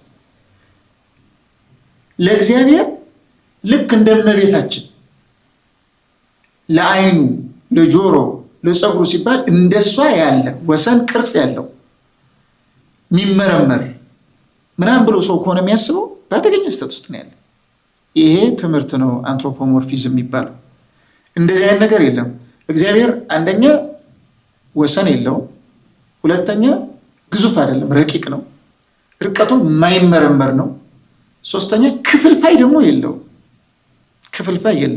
የአካል ክፍሎች የሉትም። እና የአካል ክፍሎች ስለሌሉት እግዚአብሔርን የተለያዩ የአካል ክፍሎች ግጥምጥም ስብስብ ካደረግነው እንደዛ አድርገው የሚያስቡ ሰዎች ስላሉ ማለት ነው። ልክ አይኑ፣ ጆሮ ሲባል ግጥም። ይሄ እንግዲህ ረብሽ ነው። ቅድም እንዳልኩት ከሚያውቀው ተነስተው የሚፈጥሩት ኢማጂኔሽን ነው። ለዚህ ነው ቅድም እኛ በህሊናችን ውስጥ ስለ እግዚአብሔር የምንስለው ስዕል በቃ እንደዚህ ነው ብዬ በአይምሮ የሳልኩትን ስዕል እግዚአብሔርን ነው ብዬ ካሰብኩ ያ በህሊና የሳልኩት እሱ ጣዖት ነው የሚለው አጌነስት አርያንስ በሚለው መጽሐፍ ጎርጎርዮስ ዘኑሲስ ማለት ነው። ስለዚህ ከዛ መውጣት እግዚአብሔር ሚሳል አይደለም። በህሊናችን እንደዚህ ነው ብለን ምንመጥነው አይደለም። በመገለጡ እንስለዋለን። በመገለጡ የምንስለው የተገለጠው ምስጢር ለማሳየት እንጂ በተገለጠበት መጠን ልክ ነው ብለን አይደለም። መንፈስ ቅዱስ በርግብ አምሳል ይሳላል። በርግብ አምሳል የተሳለው የሆነ መልእክት ለማስተላለፍ ነው። የተገለጠውን መገለጥ ከርግብ ጋር መንፈስ ቅዱስ የሚያገናኘውን ነገር ለማስተላለፍ ነው። ስላሴ ለአብርሃም በሰው አምሳል ተገልጧል። ሰው ናቸው ማለት አይደለም። ሰው ኮርፖሬል ነው፣ ቁሳዊ ነው፣ ወሰን ገደብ ያለው ነው እንጂ እንደ ሰው ያለ አይን፣ አፍንጫ፣ እግሩ እዚህ ጋር፣ እጁ እዚህ ጋር፣ እግሩ ሆዱ እዚህ ጋር ምናምን እንደዚህ አይነት ስትራክቸር የለም። መጀመሪያ ከዚህ መውጣት አለባቸው ሰዎች፣ ህሊናቸውን ከዚህ ማላቀቅ አለባቸው በመጀመሪያ ደረጃ ማለት ክፍልፋይ። ምክንያቱም ክፍልፋይ ቅዱስ አትናቴዎስም ለእግዚአብሔር አካል ክፍልፋይ የሚሰጥን ሰው እንደ መናፍቅ ነው የሚቆጥረው። መናፍቅ ነው የሚለው እነዚህ ደካሞች ተራዎች ለእግዚአብሔር እንደኛ አይነት የሚገጣጠም የአካል ክፍልፋዮችን ይሰጡታል። እንደዚህ የሚያደርጉ ከሆነ ነው ለምሳሌ እኔ አይኔ አፍንጫዬ ስላልሆነ ሙሉ አካሌ ተመሳሳይ ነው ማለት አልችልም። ልዩ ልዩ አካል ነው ያለኝ። ለእግዚአብሔር የአካል ክፍሎችን ከሰጠን እግዚአብሔር ራሱን ራሱ አይመስልም እንደማለት ነው። ምክንያቱም እግሩ እጁን አይመስልም፣ እጁ እግሩን አይመስልም፣ እጁ ሆዱን አይመስልም፣ ሆዱ ጭንቅላቱን ራሱ እግዚአብሔር ራሱን አይመስልም እንደማለት ነው የሚሆነው። በአንድ በኩል እሱን ያመለክታል ይላል። ሁለተኛ ደግሞ እግዚአብሔር ኮምፖዚት ነው እንጂ ሲምፕል አይደለም ያሰኛል እንደዛ። ምክንያቱም እንደዚህ አይነት ቅርጽ፣ መጠን፣ ወሰን ምናምን ያለው ኮምፖዚት ለሆኑ ነገሮች፣ ውሁድ ለሆኑ ነገሮች ነው እንጂ እንደ እግዚአብሔር ላሉ ሲምፕል ለሆኑ ረቂቅ ለሆኑ ውሁድ ላልሆኑ አካላት እንደዚህ አይነት ነገር አይገለጽም በፍጹም። በዚህ ምክንያት በህሊናችን ውስጥ የአካል ክፍልፋዮችን ከመስጠት መጠበቅ አለብን። ይህን ሁሉም ሊቃውንት ነው በነገራችን ላይ ጎርጎርዮስ ዘኑሲስም፣ ባስልዮስ ዘቂሳርያም፣ ዮሐንስ አፈወርቅም፣ አትናቴዎስም፣ ጎርጎርዮስ ዘእንዚናዙም ደጋግመው ስለ እግዚአብሔር እንደዚህ አይነት ስዕል መሳል እንደሌለብን። ይሄ እንግዲህ በነገረ መለኮቱ ሲምፕሊሲቲ ኦፍ ጋድ ይባላል። ጋድ ኢዝ ኖት ኮምፖዚት እንላለን። እግዚአብሔር ውሁድ አይደለም፣ የሆኑ አካላት ጥርቅም ስብስብ አይደለም። እግዚአብሔር ወጥ አንድ አካል ነው ያለው። ሄሬኔዎስ እንደውም ምንድነው የሚለው አነሷለሁ ይህንንም ከዚሁ ጋር ያይዤ ማለት ግን መጀመሪያ ክፍልፋይ የለውም፣ መጠን የለውም፣ ግዘፍ የለውም፣ ወሰን የለውም። ይህንን ለህሊናቸው መስጠት አለባቸው። ይህን ከሰጡ በኋላ ረቂቅ ነው፣ ርቀቱም አይመረመርም። ከዛ በኋላ አይኑ ሲባል አይኑ ምን አይነት ነው? ሙሉ ነው። አይኑ ሙሉ ከሆነ ምን ብዬ ነው የምገልጸው? ለምሳሌ የኔ አይን ለኔ አካል ውሱን ነው። በኔ አካል ውስጥ ራሱ ለምን የኔ አካል ለምሳሌ ከራስ ጠጉር እስከ እግር ጥፍር ቢሆን በኔ በአንዱ ዮሐንስ አካል ውስጥ አይኔ ውሱን ነው። አካሌ ሙሉ አካሌ በዩኒቨርስ ውሱን ነው። በኔ አካል ውስጥ ደግሞ ጆሮዬ ለሙሉ አካሌ ውስጥ ውሱን ነው። አፍንጫዬ በሙሉ አካሌ ውስጥ ውሱን ነው። አይኔም በሙሉ አካሌ ውስጥ ውሱን ነው። ቅንድቤም፣ ፀጉሬም፣ እግሬም በሙሉ አካሌ ውስጥ ውሱን ነው። ምክንያቱም ሙሉ አካሌ እግር አይደለም፣ ሙሉ አካሌ አይን አይደለም። እንደውም እንደዛ ብለው የሚያምኑ ምን ብሎ እግዚአብሔር የለም ብለው የሚናገሩ ሰዎች ቅዱስ አትናቴዎስም ብሎ ወቅሷቸዋል። እንዲያው አሁን እኛ እንደ ዲዛይን ነን አይደለም። አይናችን የሆነ ቦታ፣ ጥርሳችን እንደዚህ፣ አካላችን እንደዚህ ግጥምጥም ያልን ስለሆነ ሁሉም ደግሞ የራሳቸው ስራም ስላላቸው የሆነ እንደ ዲዛይን ነገር ነን አይደል? እንደ አንድ አርክቴክት እንደሳለው ስዕል አይነት ነገር ነን። እና እግዚአብሔር የሌለ ከሆነ እንደዚህ አይነት ስዕል እንዴት ሊኖር ቻለ? ለምን አይን የሆነ ቦታ፣ ጆሮ የሆነ እንደዚህ ስትራክቸርድ እንዴት ሊሆን ቻለ? ስፖንታኒየስ እና ዝም ብሎ በራሱ ከሆነ እንደዚህ የሆነው እንዴት እንደዚህ አይነት ቅርጽ ሊኖር ቻለ? አንድ ህንፃን ብናየው ህንፃው በራሱ ዝም ብሎ ህንፃ ሊሆን ይችላል ወይ? የአርክቴክቱ መኖር አያመለክትም ወይ? እንደዛ ባይሆን ኖሮ ነው የሚለው። እንደውም እሱ እንደዛ ባይሆን ኖሮ ኢፒኩሪያንስ የተባሉ መናፍቃን ናቸው። ኦን ዘ ኢንካርኔሽን በሚባለው መጽሐፍ እግዚአብሔር የሌለ ቢሆን ኖሮ ሰው ወይ እግር ብቻ ወይ አይን ብቻ ወይ አፍ ብቻ ወይ ጆሮ ብቻ ወይ ቅንድብ ብቻ ወይ ምላስ ብቻ በሆነ ነበረ ይላል። ግን እንደዛ አይደለም የሆነው። የሆነው ስትራክቸር ነው ያለው፣ እንደዚህ ቅርጽ። ኢንቴሊጀንት ዲዛይነር ይባላል እግዚአብሔር። በጣም ብልህ አስተዋይ ሰዓሊ ይባላል። እሱ የሳለው ስዕል ነን እኛ። እንደዚህ አይነት ስትራክቸር ነው ያለው። የተለያዩ አካል ክፍሎች ግጥምጥሞች ነን። አንዱ አካል ደግሞ በሙሉ አካላችን ላይ ውሱን ነው። ስለዚህ በእግዚአብሔር ሙሉ አካል ውስጥ ጆሮ ውሱን ነው። በእግዚአብሔር ሙሉ አካል ውስጥ አፍንጫ ውሱን ነው ካል አካሉን እየከፈልን ነው። ስለዚህ አንዱ አካል አንዱን አካል አይመስልም እያለ ነው ማለት ነው። ተመልከች የሚያመጣውን ችግር ማለት ነው። እንደዚህ አይነት እግዚአብሔር የለም። እንዲህ አይነት እግዚአብሔር ኖሮ አያውቅም፣ የለም። በዚህ ምክንያት ሄሬኔዎስ ምንድነው አድቫይዝ የሚያደርገው? አይን አለው ሲባል ሙሉ አካሉ ያያል ማለት ነው። ጆሮ አለው ሲባል ሙሉ አካሉ ይሰማል ማለት ነው እንጂ የሆነ አካሉ ሰማል፣ አሁን ራቅ ሲል እግር አልሰማ፣ ራቅ ሲል ጆሮ ሰማ እንዲህ እንደሚባለው አይደለም። ሙሉ አካሉ ይሰማል። ያውቃል። ልብ አለው ሲባል ሙሉ አካሉ ለባዊ ነው፣ ያውቃል፣ ይረዳል ለማለት ነው። ስለዚህ በግብር አድርጎ ይገልጻል፣ ግን ለሙሉ አካል እየሰጠ ከአካል ክፍል መካከል የሆነው የሚያይ፣ የሆነው የሚሰማ፣ የሆነው የሚያሸት፣ የሆነው የሚቀምስ፣ የሆነው የሚራመድ፣ የሆነው የሚያነሳ፣ የሆነው እንደዚህ የሚሆን እንደዛ ከሆነ ተሰነጣጠቀ ማለት ነው።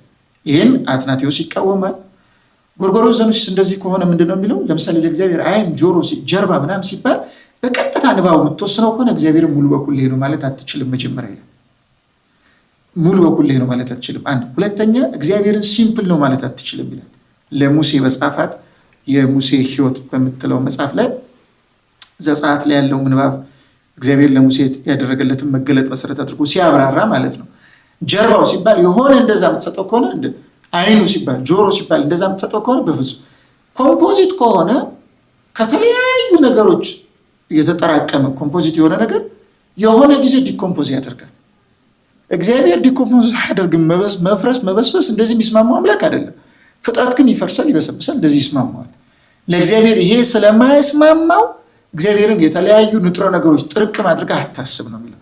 ስለዚህ እግዚአብሔር ዓይን አለው ጆሮ አለው ሲባል ዓይን አለው ማለት በምሳሌው ነው የሚል ትርጉም ደግሞ አላቸው። ይሄ በምሳሌ ነው የሚለው ቅዱስ ኤፍሬም ሶርያዊ የሚያምነው ነው። ቅዱም ሄሬኔዎስ አለ እንዳልኩሽ ሙሉ አካሉ ያያል ይሰማል የሚለው አንዱ ትርጉም ሆኖ እንግዲህ መልክዓ ሥላሴ የሚያነብሰው አንዱ በዚህ አገባብ አድርጎ ማሰብ አለበት። ወይም ደግሞ ፐርሶኒፋይድ ሆኖ በሰው ሰውኛ የተገለጸ መሆኑንም መረዳት አለበት። እግዚአብሔር እኛ የሚያናግረን በእኛ ቋንቋ አካሎቻችን በሙሉ እንዲነጹ እንዲቀደሱም ስለሚፈልግ ለዛ ሰላምታ ሲቀርብ ለጆሮ ለዓይን ሲባል እኛ ዓይናችን አካላችን በሙሉ እንድናነጻ እንድንቀድስ የሚጋብዝም እንደሆነ ሰዎች መረዳት አለባቸው። በሌላ በኩል ደግሞ ሊቃውንት ኢትዮጵያን ሊቃውንት የሚያተኩሩትንም አነሳዋለሁ። ሄሬኔዎስ የሚለውንም ማሰብ አለባቸው። እግዚአብሔር ዓይኑ በሆነ አቅጣጫ የተገደበ አይደለም፣ የተወሰነ አይደለም። የእኛ ግን በሆነ አቅጣጫ የተገደበ ነው። እግዚአብሔር ፊቱ ቤቱ ጋር ነው ቢባል በሁሉም ሻማን አብርተው አልፎንሶ ሜንዴዝን ሲመልሱለት እጨጌ ጊዮርጊስ የሚባለው የኢትዮጵያዊ ሊቅ የእግዚአብሔር ገጹ ቤት ጋር ነው ሲባል ሻማ አብርተው በሁሉም አቅጣጫ ስለምታበራ ፊቷ በዚህ ጋር ነው ስለማይባል የእግዚአብሔር ፊቱን በዚህ ነው፣ በሁሉም ቦታ ነው፣ ሙሉ ነው ለማለት ማለት ነው። እግሩም ሲባል ሙሉ ነው። ሙሉ አካሉ ያያል፣ ሙሉ አካሉ ይሰማል፣ ሙሉ አካሉ ይናገራል፣ ሙሉ አካሉ ያውቃል፣ ሙሉ አካሉ ያስባል፣ ሙሉ አካሉ ያሸታል። እንደዚህ እያል መረዳት አለብን አንዱ። ሁለተኛ ደግሞ እነ ኤፍሬም ሶርያዊ የሚናገሩት እነ ኤፍሬም ሶርያዊ ብቻ አይደለም፣ እነ ታላቁ ሊቅ በቅዱስ ጳውሎስ ትምህርት ወደ ክርስትና የገባው ዲዮናስዮስ ዛሪዮስፋጎስ የሚባለው የሐዋርያት ሥራ ምዕራፍ 17 ላይ ታሪኩ የተጻፈለት ወደ ክርስትና ከመጣ በኋላ ኦን ዘ ዲቫይን ኔምስ የሚል መጽሐፍ አለው። እዛ መጽሐፍ ላይ እነዚህ ልክ እንደ ቅዱስ ኤፍሬም ሶርያዊ፣ እንደ ቅዱስ ባስልዮስ ዘቂሳርያ፣ እንደ ጎርጎርዮስ ዘኑሲስ ልክ እንደነሱ ምሳሌያዊ እንደሆኑ ማለት ዓይን አለው ማለት ያያል ማለት ነው እንጂ እግዚአብሔር በእውነትም እንደኛ አይነት ዓይን አለው ማለት አይደለም። ጆሮ አለው ማለት ይሰማል ማለት ነው እንጂ እግዚአብሔር እንደኛ አይነት ጆሮ አለው ማለት አይደለም ብሎ ያብራራሉ እነዚህ ታላላቅ የቤተክርስቲያን ሊቃውንት።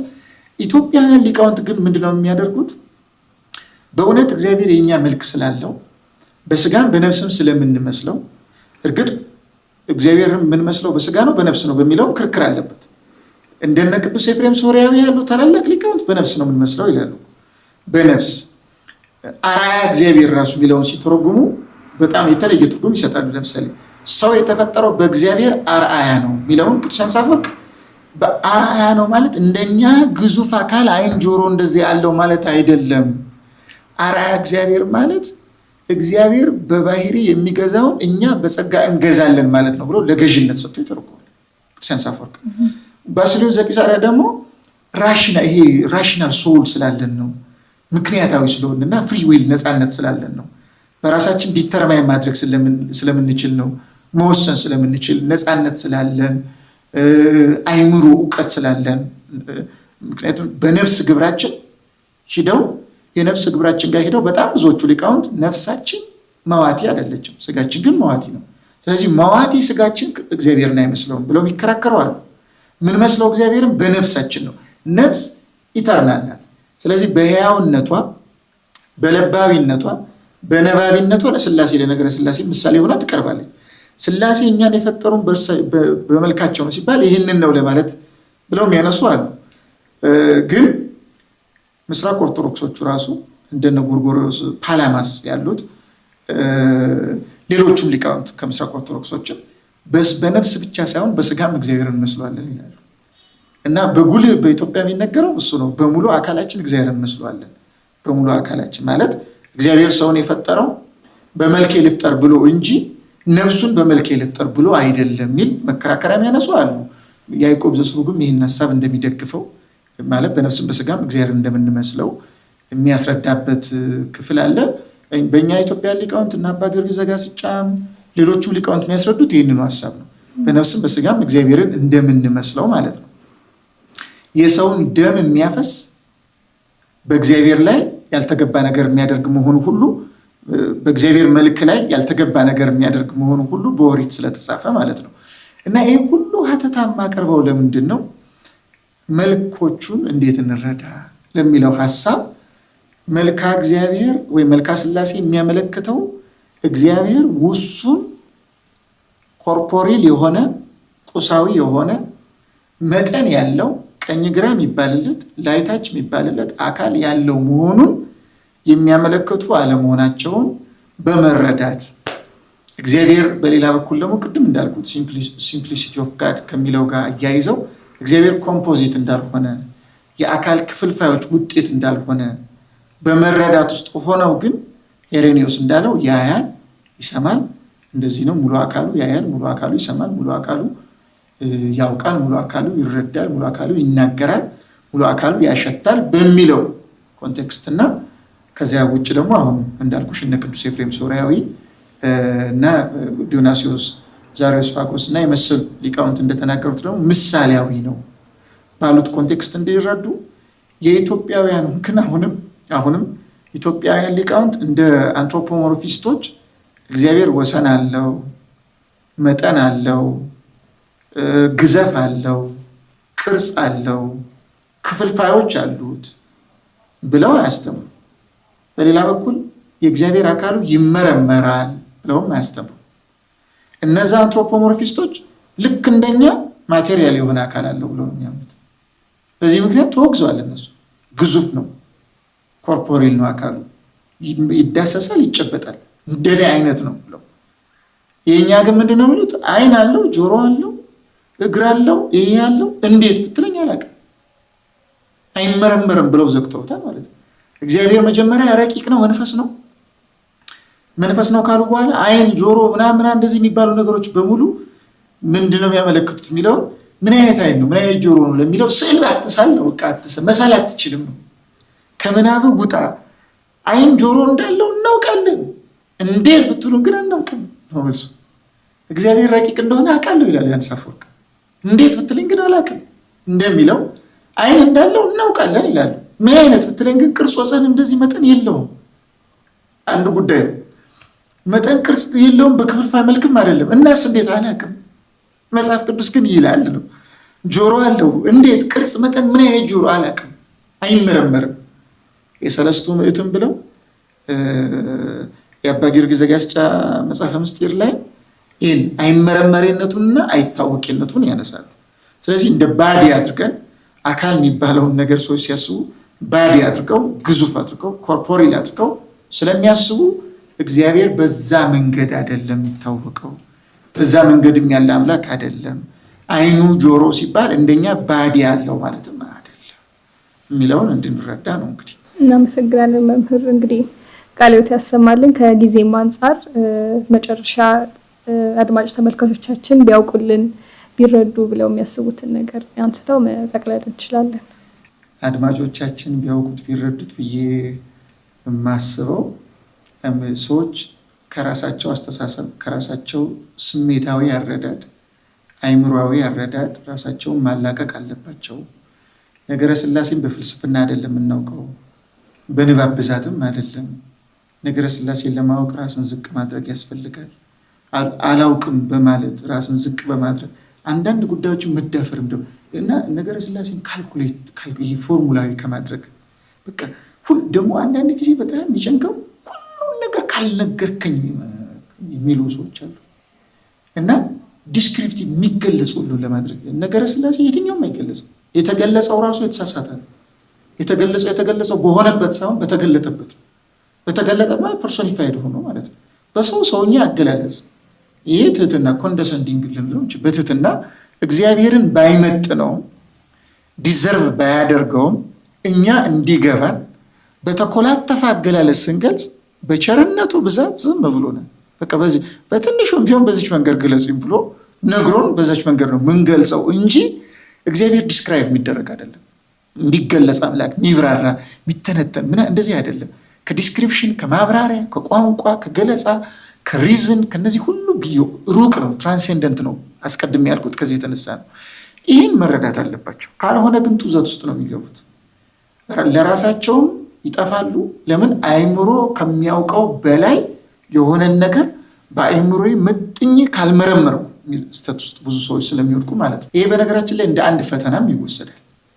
አባ ቀሊዮጳ የሚባሉ አባት ፈተና ከ8 አቅጣጫ ይመጣል ይሉና አንዱ ሚሉት ቴምፕቴሽን ፍሮም ዲ አቦቭ ሳይድ ሚሉታል፣ ከላይ የሚመጣ ፈተና። አንዱ ከላይ የሚመጣ ፈተና የሚባለው ምንድን ነው? ያለ አቅም ነው የሚሉት እሳቸው። ያለ አቅም የእግዚአብሔር ምስጢራትን መረዳትና ማስረዳት የሚፈልግ ችግር ፈተና ነው የሚሉት። እግዚአብሔርን ልክ ምንድን ነው የሚሉት? ሰዎች ወተት መጠጣት በሚገባቸው ጊዜ አጥንት በሰጣቸው ሊቆረጥሙ ይችላሉ።